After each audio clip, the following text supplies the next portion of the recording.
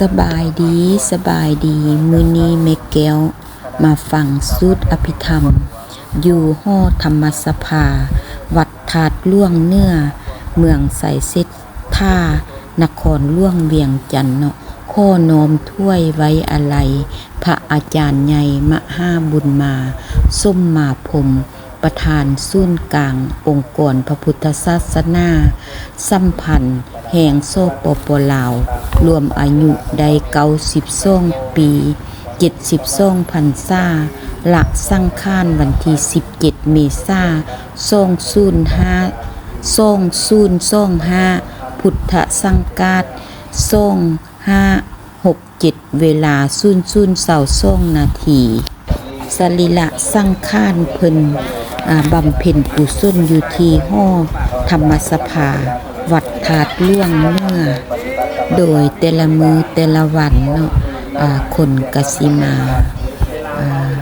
ก็น้อมถ้วยไว้อาลัยเพิ่นแต่ละมื้อจนเกือบฮอดเดือนหนึงเลยเนาะแม่แก้วก็บ่ได้มีโอกาสได้มาจากเทื่อมามื้อนี้มีป้าพรทิพย์ได้ล้านสายเดมาแต่ต่างประเทศก็ยักมาขอน้อมถ้วยไว้อาลัยเพิ่นเนาะมื้อนี้ก็เป็นมื้อของการนำเนาะเพิ่นม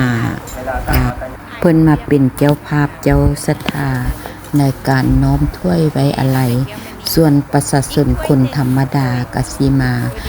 เอาปัจจัยมาเข็นให้ครูบาอาจารย์เนาะเพื่อเป็นการที่ว่าไว้อาลัยเพิ่นในนี้ก็สิมีโรงทาน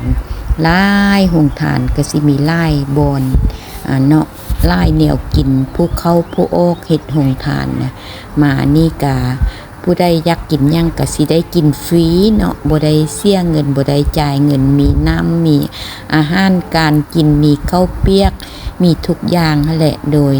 มาก็ได้มาถ่ายรูปถ่ายหอยไว้เป็นที่ระลึกเนาะโดยแล้วก็พากันขึ้นไปฟังสวดอภิธรรมโดยประชาชนคนลาวก็สิมาหลายคนต่างประเทศบ่คนต่างแดนก็สิมาเนาะมาน้อมถ้วยไว้อาลัยพระอาจารย์ใหญ่ก้องเฮาโดยที่เพิ่นได้สรีระสังขารไปการตกแต่งงานเพิ่นก็เรียบง่ายเนาะเฮ็ดเป็นสีขาวงามเบิ่งแล้วก็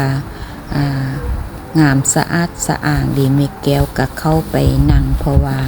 อยู่ทางในแม่นพวกการนำและพวกเจ้าภาพใหญ่เพิ่นนั่งเนาะส่วนเฮามาเฮาก็มานั่งอยู่นอกนี้ได้เนาะเฮาก็ไปถ้วยปัจจัยให้มีครูบาอาจารย์เพิ่นมานั่งให้พรผู้ใดมาก็มาถ้วยปัจจัยอยู่นี่แล้วเพิ่นก็สิให้พรอยู่นี่เลยเนาะโดยส่วนแม่แก้วก็ได้ถ้วยปัจจัยตามกำลังที่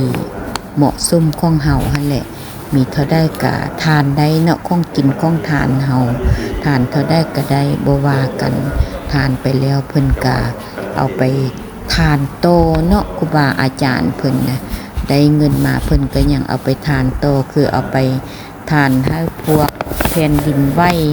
อยู่พม่าบ่หลายอันหลายอย่างเพิ่นก็สิแบ่งปันไปเนาะสาธุเด้อผู้ใดบ่ได้มาก็ขอให้ได้บุญได้กุศลนำกันมาฟังสวดอภิธรรมนำกันเด้ออยู่วัดธาตุหลวงเหนือหอธรรมสภาเนาะโดยในนี้กับประชาชนก็สิมาหลายจนแน่นตึกพุ่นแหละทางนอกทางในแน่นหมดเลยเนาะมื้อนี้มาหั่นน่ะมีแก้วก็มามือเกือบมือสุดท้ายเลยเด้อีกจักมือนี่เพิ่นก็สิได้โดยได้กำหนดวันถ้วยพระเพลิงแม่นวันเสาร์ที่17 พฤษภาคม2025กงกับมื้อแหม6 ค่ำเดือน6พศ2568เนาะเป็นมื้อถ้วยวางพระเพลิงเพิ่นผู้ใดอยากมากะ มาได้เด้ออยู่ที่ทาดหลวงเลยเนาะเพิ่นสิจัดสถานที่อยู่ที่ทาดหลวงเวียงจันทน์นี่เลยแม่แก้วก็สิบ่ฮู้ข้อมูลหลายปานใดเนาะผู้ใดอยากฮู้ก็ให้เข้ามาศึกษาเบิ่งนำกันว่าเป็นแนวใดก็ให้มาฮู้มาเห็นนำกันเนาะแม่แก้วก็สิเป็นสะพานบุญบอกให้ได้แต่เพียงเท่านี้เนาะโดยพอดี6 โมงปลายแล้วเนาะเพิ่นก็ได้เริ่มพิธีสวดอภิธรรมสาธุเด้อมาฟังเทศน์ฟังธรรมนำกันสาธุสาธุ